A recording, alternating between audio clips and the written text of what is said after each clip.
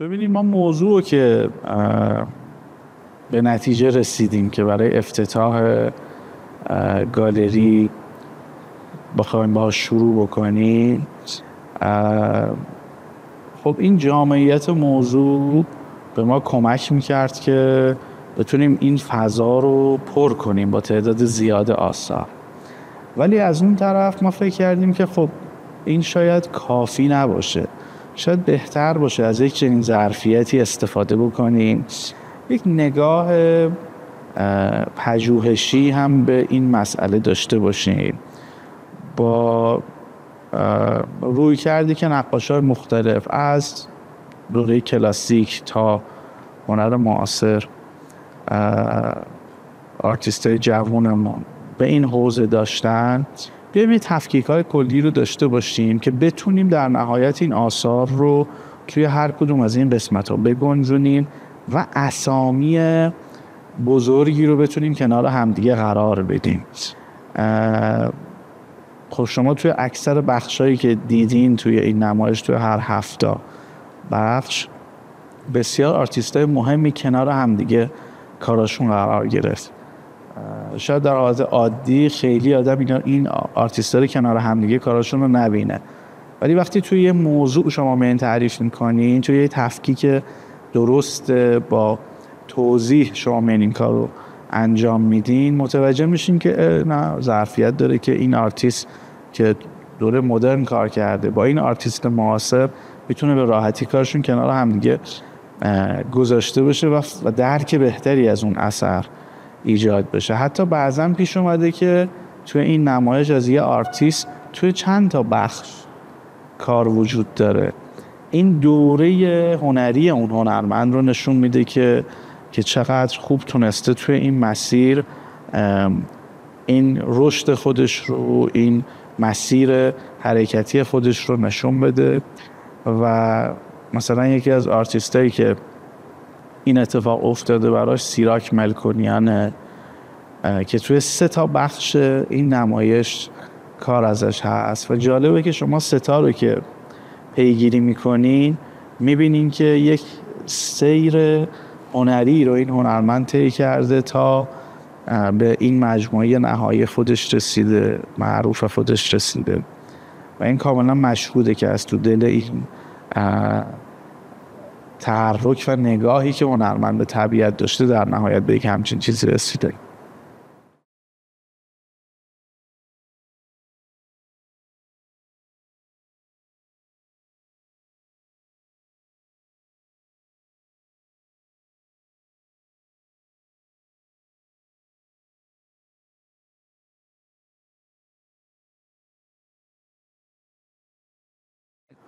واقعیت دلیل اصلیش این بود که من فکر کردم توی این موضوعه که ما میتونیم این حجم فضا رو پر کنیم. خب ما برای اینکه بتونیم ظرفیت گالری رو نشون بدیم خواستیم که از تمام فضای گالری به علاوه فضای کنار گالری به نام آگورا هال استفاده بکنیم، چون میتونه رویدادهای بسیار متنوع و زیادی در این فضا اتفاق بیفته در این موضوع و حالا موضوعات دیگه. فکر کردیم که شروعمون با یک قدم بزرگ باشه، با یک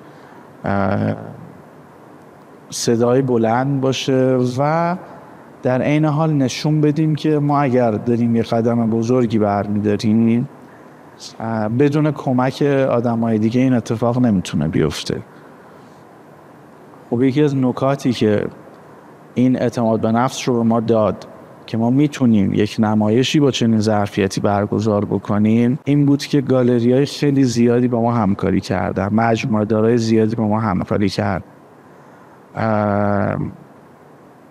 این یه قوت قلبی بود واسه ما و فکر میکنم یک اتفاق خیلی جذاب واسه عرصه هنر تجسمی ایران که با خود گالری ما 16 تا گالری در این نمایش همکاری کردن، بیش از 10 تا مجموعه دار همکاری کردن و چندین هنرمند به صورت شخصی با ما همکاری کردن برای اینکه این نمایش برگزار بشه و خب این اتفاق خیلی جذابی بود من فکر نمی کنم که ما توی این سالهای اخیر حداقل اتفاقی به این بزرگی و با این حجم از همکاری بین اکثر فضای تجسمی و صحنه تجسمی برگزار شده باشه. طبیعتا واسه اینکه این اتفاق هم توی این ظرفیت و حجم بیفته نیازمند یک موضوعی بود که بتونه این جامعیت رو داشته باشه، این تکثر رو داشته باشه، آرتیستای زیادی روش کار کرده باشن. بیش از 70 آرتیست توی این نمایش کار دارن که اینا همه به نظر من نشونه اینه که انتخاب درستی بوده از لحاظ موضوعی. حتی یه جایی ما دچار این محدودیت شدیم که یه وقت جا کم نیاریم با وجود یک همچین فضایی، ولی خدا رو شکر توی چیدمان تونستیم خوب پیش بریم و در نهایت کار خوبی از آب در.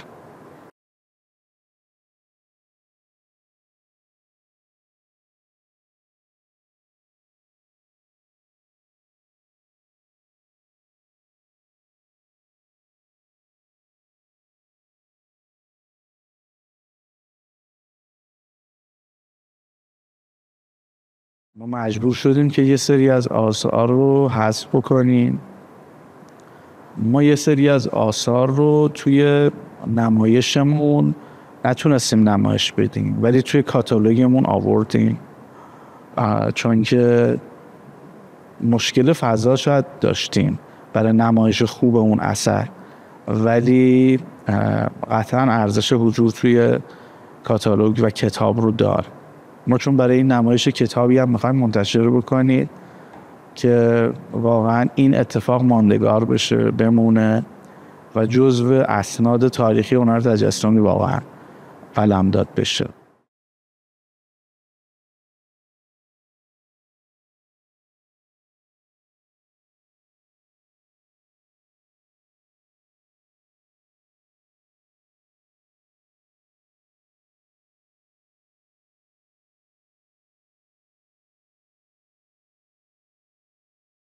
بله قطعا، چون این همکاری واسه ما که خیلی شیرین بود. تقریبا ما با هر گالری که تماس گرفتیم و ازشون درخواست همکاری کردیم بدون لکنت پذیرفتن و با اشتیاق، از این جهت که بالاخره یه گالری جدیدی داره به این صحنه میاد. اصلا این نگاه رو نداشتن که مثلا عرصه ما داره تنگ میشه، نه اتفاقا یه فرصت جدیدی دیدن پیدا شده که بتونن آرتیستاشون رو مطرح بکنن. بالاخره امکان داره اینجا آدمای بیان که فرصت حضور، امکان حضور توی نمایشایی که توی گالریای دیگه اتفاق افتاده رو به ندرت براشون پیش بیاد، منظم نباشه، همه این آرتیستا رو تا حالا در کنار هم ندیده باشن.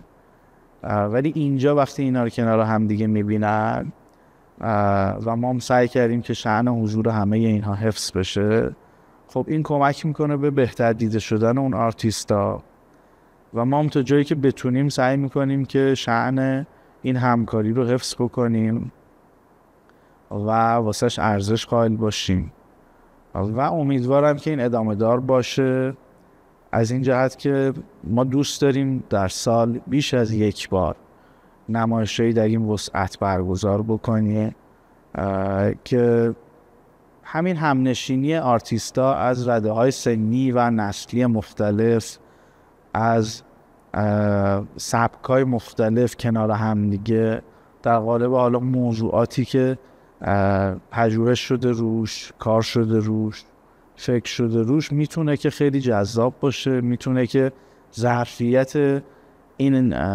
حوزه رو بهتر نشون بده. در کل خیلی این همکاری جذاب بود، خیلی امیدوار کننده بود. بعضا آدم میشنوه از بیرون این فضا که امکان داره یه مسائلی باشه بین این، چون خیلی مارکت هنر بسیار مارکت کوچیکیه، بعضی وقتا یک همپوشانیایی پیش میاد، ولی اینجا انقدر راحت همه این فضا رو پذیرفتن و با یک اشتیاقی سعی کردن که ما کمک بکنن که خیلی لذت بخش و شیرین بود. خیلی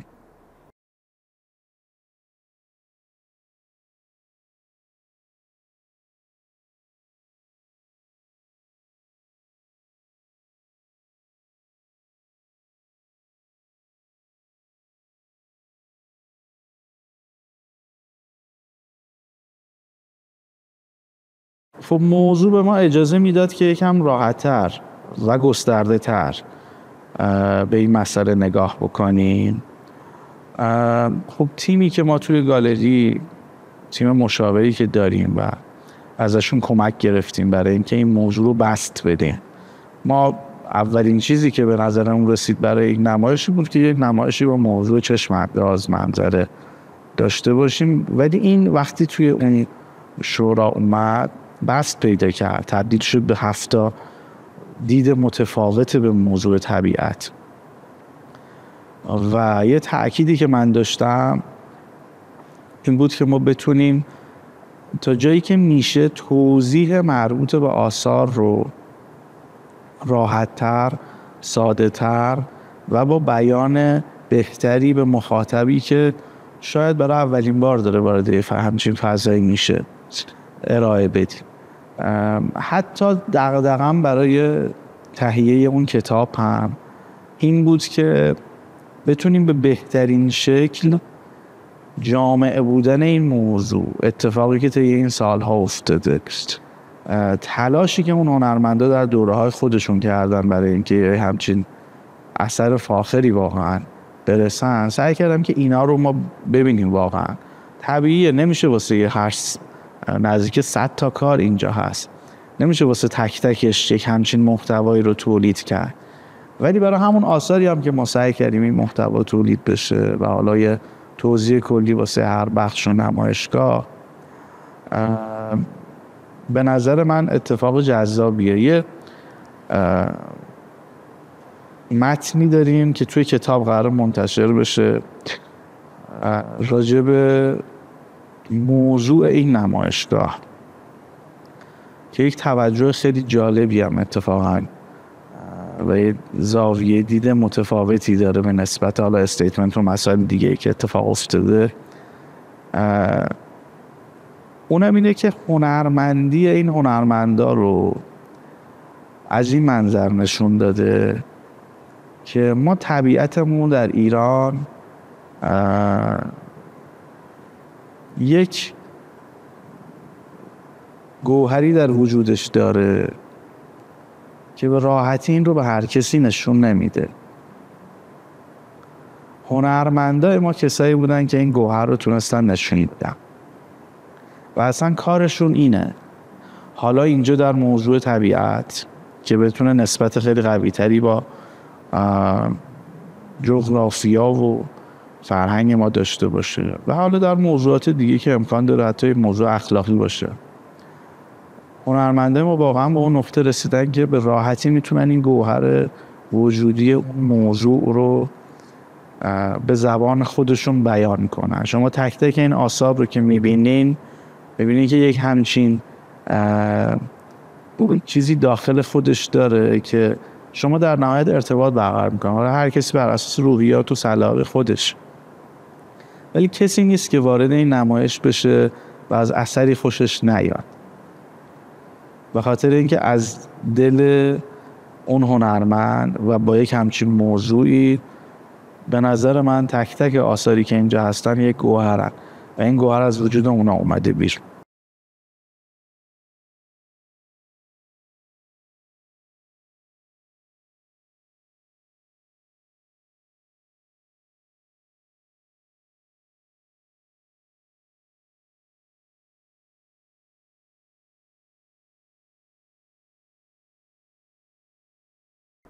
در کل که خب یکی از مهمترین موضوعاتی که توی این سالها بهش توی مارکت از آرتیست‌های مختلف کار اومده موضوع منظره به طبیعت. خب الان این تاریخی که الان توش هستیم و داریم راجع به این نمایش و این فضا صحبت میکنیم، خب شرایط اقتصادی به طور کلی خیلی شرایط ایدئال و خوبی نیست.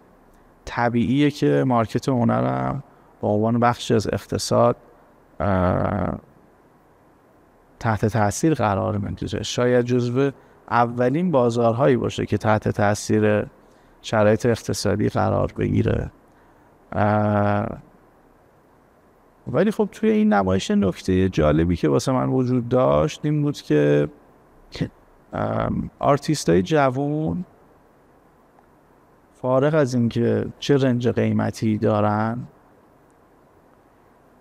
خیلی تونستن ارتباط خوبی با مخاطب پیدا بکنن.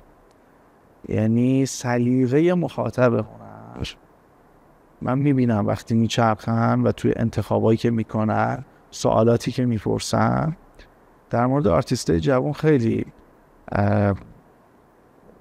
کنجکاوی بیشتری دارن و خیلی جذابیت بیشتری واسه شون داشته. با وجود اینکه خب اینجا اسمای خیلی بزرگی هست، طبیعیه خب سهراب سپهری برای همه جذاب، کمال‌الملک برای همه جذاب، داوود امدادیان اونم با اون کار بی‌نظیر برای همه جذاب. ولی وقتی یه دفعه میاد از یک آرتیست جوان به چشمش میاد، احساس میکنه که یه کار متفاوتی کرده و این تفاوت رو متوجه میشه، چون هنرمند تمام تلاشش این بوده که یه کار متفاوتی بکنه که به چشم بیاد و این میبینم که به چشم آدما اومده. حالا شاید نتونه تصمیم بگیره به خاطر شرایط اقتصادی خودش که اون رو بخره، ولی سعی میکنه حظ بصر ببره. یکی از جالبترین اتفاقاتی که اینجا افتاد، یه خانم و آقایی هفته گذشته جلوی یکی از آثار همین جوونا توی این نمایشگاه از هم خواستگاری کردن و حلقه رد و بدل کردن و دوست داشتن که این اتفاق کنار اون نقاشی ثبت بشه. میتونستن خیلی جای دیگه برن، میتونستن برن توی رستوران خیلی شیک بشینن، میتونستن برن توی یه فضای سبز توی پارک بشینن، ولی انتخاب کردن که نه، اینجا کنار کار حمزه فرهادی عکس بگیرن و ثبت بکنن. به نظر من خیلی اتفاق جذابی بود، خیلی دلنشین بود این حسن سلیقه‌ای که دوست داشتن این لحظه زندگیشون کنار یک اثر هنری ثبت بشه.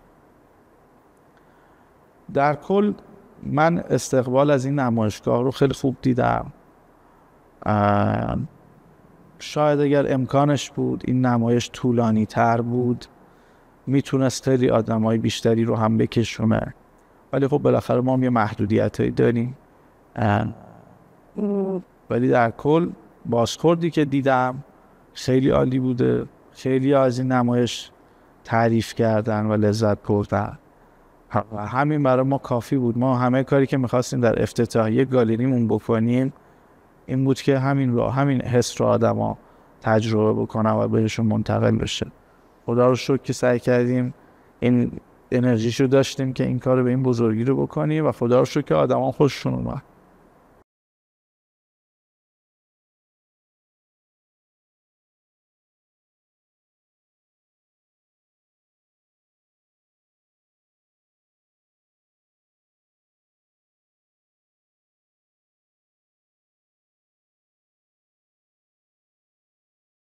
خب من سابقه گالری داشتم. زمانی که شهر کتاب فرشته رو داشتم، در کنارش فضای مستقلی رو ما پیش بینی کردیم به نام گالری فرشته. یه مدت فعال بود. دیگه به تایم کرونا که ما خوردیم، خب امکان واقعا فعالیت در زمان کرونا وجود نداشت. مجبور شدیم که اون رو تعطیلش بکنیم. دیگه توی این مدت من خیلی واقعا دغدغه و شاید امکان راه اندازی یه گالری نداشتم و همیشه هم تو ذهنم بود که اگر بخوام یه روزی گالری را بندازم دوباره، بایستی با یک ظرفیت درست، در یک اشل درست، با یک کیفیت خوب باشه. عجله هم واسش نداشتم به خاطر اینکه اون نتیجه خیلی مهمتر بود واسم تا زمانش. خدا رو شکر اینجا شرایط مهیا شد که بتونیم یه همچین کاری رو انجام بدیم، قطعاً بدون کمک مالکین این فضا، خانواده نساجی، این امکان مهیا نمیشد. بدون کمک دوستان و مشاورانی که طی همه این سالها سعی کردیم ازشون مشاوره و کمک بگیریم. اسامی بزرگی اسم نمیبرم، قطعا بدون کمک اونها این اتفاق نمیتونست بیفته. برای اینم که ما بتونیم به این نقطه برسیم که این کمک رو وقتی میگیریم بتونیم درست اجرا بکنیم، این زمانه شاید لازم و تصمیم گرفتیم اینجا یک فضای جدیدی رو راه اندازی بکنیم با این نگاه که هم در حوزه هنر مدرن، هم در حوزه هنر کلاسیک، هم در حوزه هنر معاصر بتونه کار بکنه، بتونه فعالیت بکنه. فعلا در حوزه مارکت ایران و انشالله به زودی بتونه توی عرصه‌های بین‌المللی هم فعالیت بکنه و قدم بذاره. الان حضور ما توی فضای بین‌الملل با توجه به اینکه ما کلا سابقه یه دونه نمایش داریم، شاید خیلی ما انتظاری نداریم که خیلی بخواد این حضور جدی باشه. بایستی شرایطش رو مهیا بکنیم، بایستی ظرفیتاش رو بسنجیم، بایستی یکم شناخت بهتری پیدا بکنید.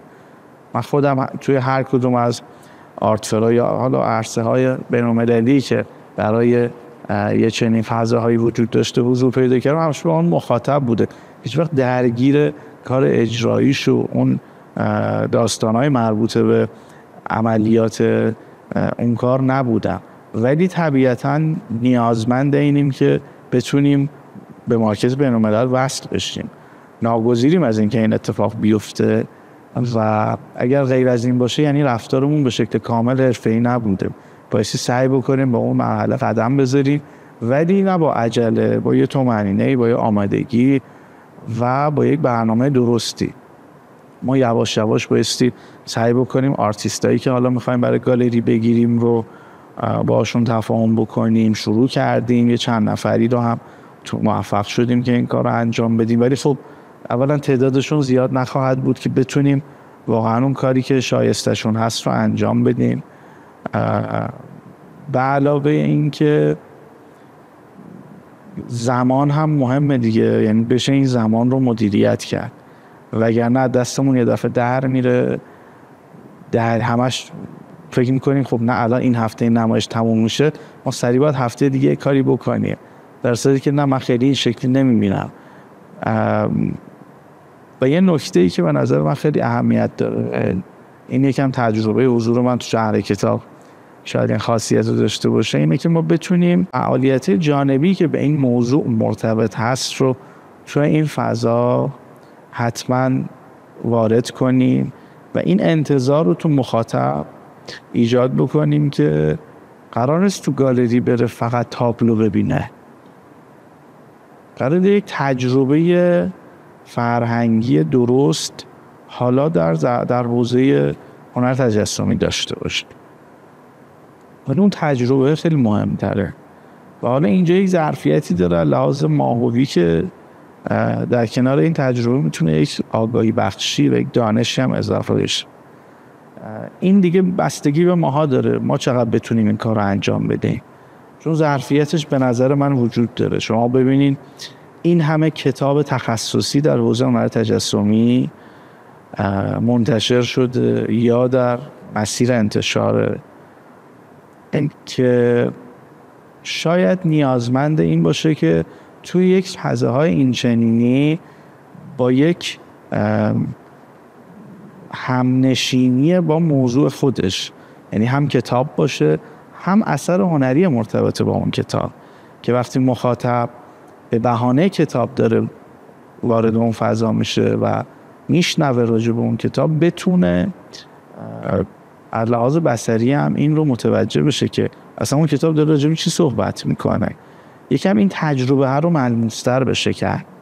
یا فیلمایی که توی این حوزه ساخته شده، چه مستند چه حتی سینمایی داستانی، میتونه اینجا به نظر من توی همکاری با گالریا، کما اینکه دیدم چند تا از گالریا این کارو کردن،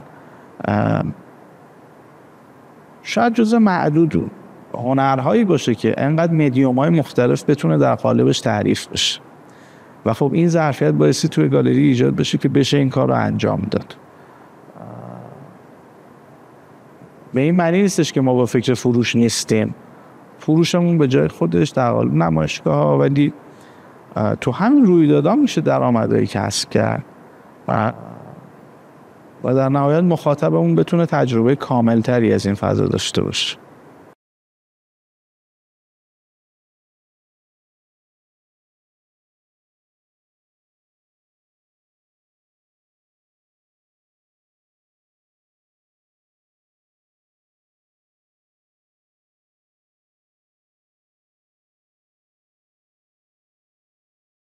ببین یکی از مهمترین اتفاقاتی که بایستی برای مارکت هنر به طور کلی بیفته اینه که باید سعی بکنی این مارکت رو بزرگتر کنی.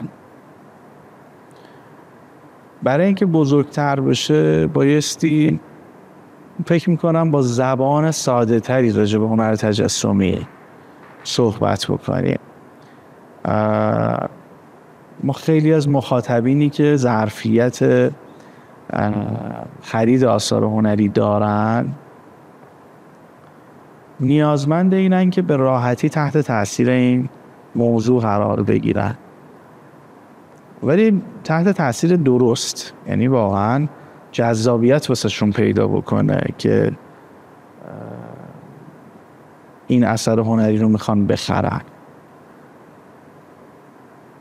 چون ظرفیتی که آثار هنری داره به نسبت آثار حالا کالاهای سرمایه‌ای دیگه، یعنی که من فکر میکنم آثار هنری جزو معدود آثاری هستن که به ذات از جنس ارزش افزوده. یعنی اثر هنری هیچ وقت قیمتش پایین‌تر نمیاد، شاید ثابت بمونه یا شیب سعودیش کند بشه، ولی هیچ وقت ارزشش کم نمیشه.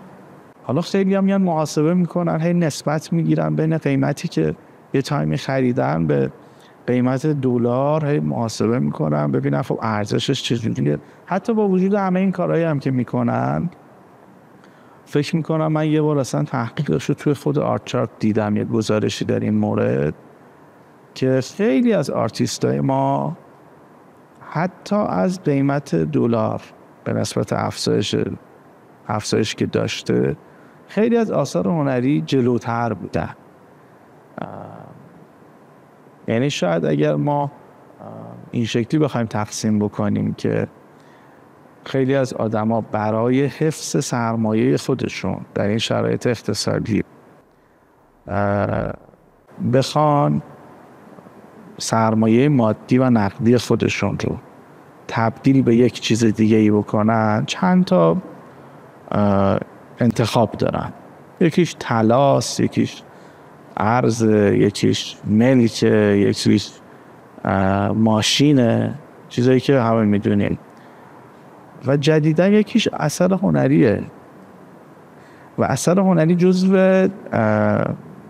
به نظر من گزینه‌های اصلی این داستان هست، چون خب الان شرایط اقتصادی دیگه واسه همه مشهوده، سرعت نقشه‌بندی ملک بسیار کم شده، قیمت ماشین هی در حال کاهشه، نوسان قیمت دلار و طلا بالاخره حساسیت‌های خاص خودش رو داره، چون هیچ تسلطی روش وجود نداره.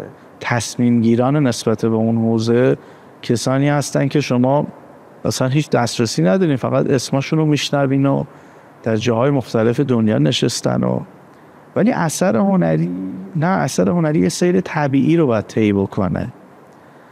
هنرمند باید یک مسیر طبیعی رو طی بکنه تا بتونه به یک نقطه درستی برسه، و وقتی به اون نقطه درست برسه این مسیر انگار داره در قیمتش هم بسیار تأثیر میذاره. اینی که هنرمند بتونه در یک گالری، در یک موزه خیلی با اعتبار بالا، حالا بریم در مرحله‌ای برسه که یک کتابی ازش منتشر بشه، بعضا پیش بیاد یک فیلمی ازش ساخته بشه. همه اینها اتفاقاتیه که میتونه اگر به صورت طبیعی و درست اتفاق بیفته، با کیفیت خوبی اتفاق بیفته، میتونه توی روند قیمت گذاری اون هنرمندا تاثیرگذار بشه. خب اینا اتفاقاتیه که تصمیم گیریش توسط آدمایی که در این حوزه فعالن میسره. حالا این آدما کیان؟ گالری دارا هستن، کیوریتورها هستن، مجموعه دارا هستن. اینان که تاثیرگذارن، آرت دیلرها هستن، اینان که تاثیرگذارن در قیمت آثار هنرمندا، نه کسایی که ما اصلا نمیدونیم پشت یه میزای نشستن یه تصمیماتی میگیرن. به خاطر همین شاید یکی از بهترین گزینه‌ها واسه سرمایه گذاری میتونه سرمایه گذاری روی آثار هنری باشه. ولی خب این بزرگتر کردن مارکت هنر نیاز به صبری داره که این صبر رو شاید همه نداشته باشن.